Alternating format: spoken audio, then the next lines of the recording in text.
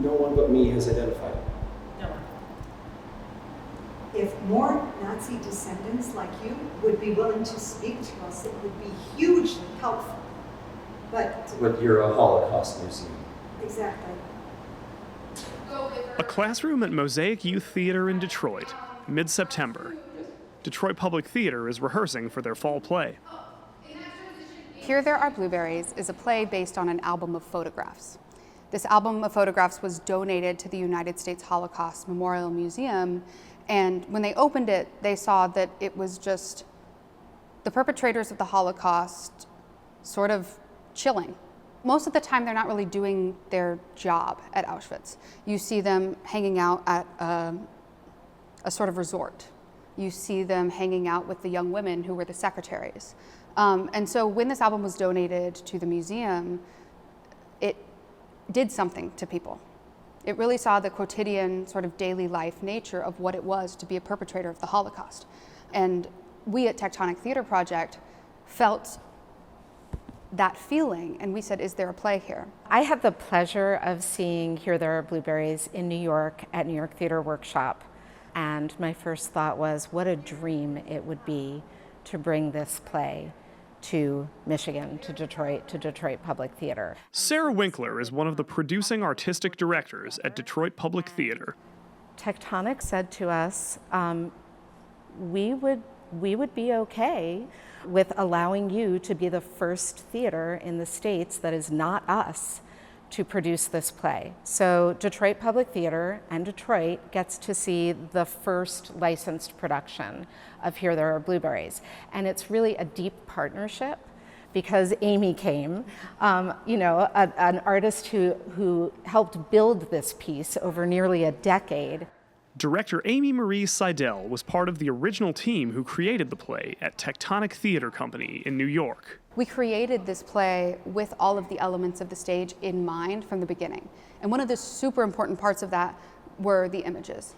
We knew that the core of the narrative of this piece was going to be told in the images themselves.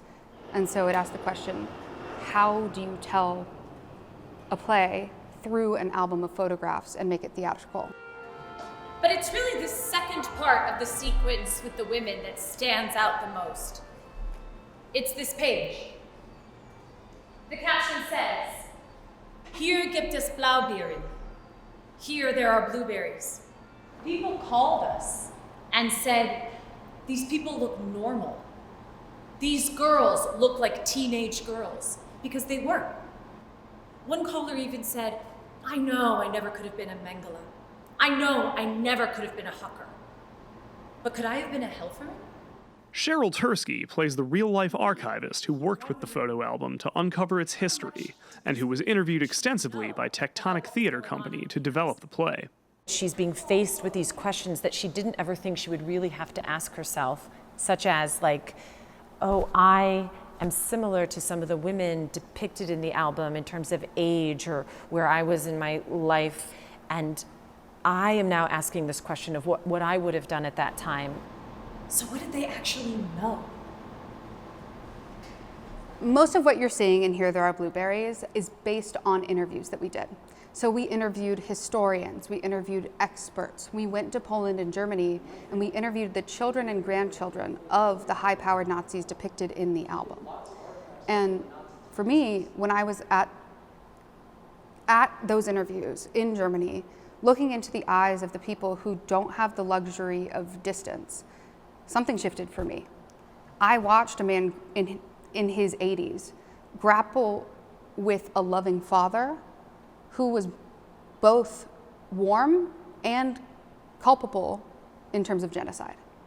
And most of us, I think, especially in the United States, we have the luxury of distance from the perpetrators of this event. But those people did not have that luxury. And so looking in the eyes of those people who were grappling with that warm father who was also the culpable Nazi, I think is at the heart of this play. So you feel that your father, he had a conscience? Yes, of course he had a conscience. So you've come to terms with his participation? No, No. absolutely not. This is a play about history, and yet the lens of history allows us to reflect on the present day and on what we dream of for the future. There's a beautiful restraint to the storytelling in this piece that really allows you to enter the story without judgment, and allows you to really, really reflect on yourself and what your responsibility is to society and what your responsibility to history is. We translate experience into knowledge, and I think that the play is doing that. It's translating these experiences into knowledge for the audience. There are moments when these images take over the stage, and there's nothing like being in the audience and having the images take over the stage. You're confronted with them in an entirely different way than I think you are in a museum or in a film documentary. Having a collective experience like that with these images, I think it's able to do something quite special. They were 11 or 12 when Hitler came to power. Their formative years were spent getting fed this ideology. What would I have done? We have developed a really beautiful partnership with the Zeckelman Holocaust Center.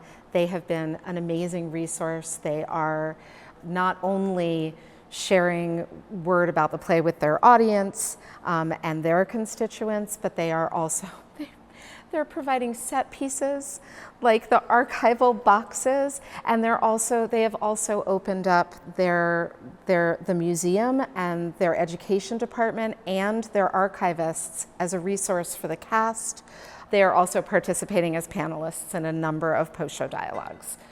What is that to you? It's a gift for the audience to be able to process, draw their own conclusions, and then be able to take a look in the mirror and ask, what history are we in now?